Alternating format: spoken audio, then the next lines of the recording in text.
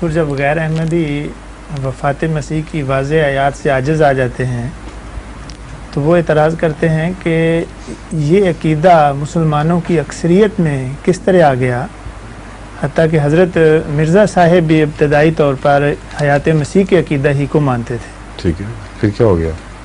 تو یہ اگر اتنا ہی کمزور عقیدہ ہے تو کیسے سارے مسلمانوں نے اسے مان لیا؟ یہ تو کوئی بات ہی نہیں بنتی۔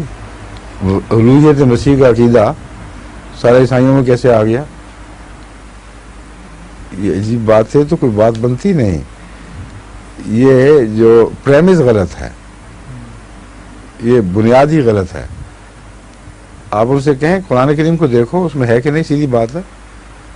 احادیث کو دیکھو اس میں ہے کہ نہیں۔ یہ بات کہ حضرت مسیح موعود علیہ السلام کو شروع میں اس کا پتہ نہیں تھا اور آپ یہی مانتے تھے، یہ بتا رہا ہے کہ ساری امت میں مسلمہ ہو چکا تھا، اور جب مسلمہ ہو جائے تو پھر عام آدمی عام طور پہ وہی بات مانتا ہے، اور مسلمہ کے عقیدے کے مطابق چلنا اور بعد میں اس کا بدل جانا خدا کے ارشاد کے مطابق، یہ کوئی بعید بات نہیں ہے۔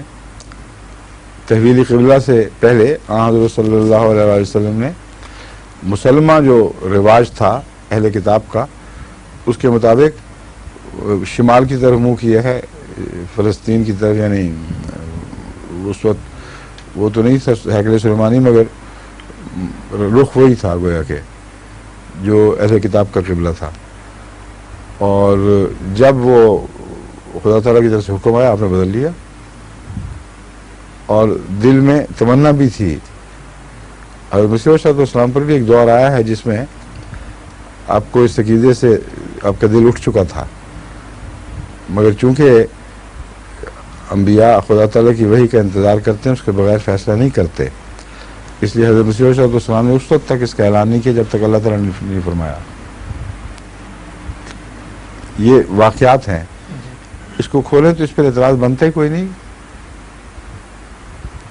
وہ اس کے نتیجے میں کیا نکالیں گے؟ حضرت مسیح صلی اللہ علیہ وسلم کا پہلا عقیدہ درست تھا کہ پہلا غلط تھا؟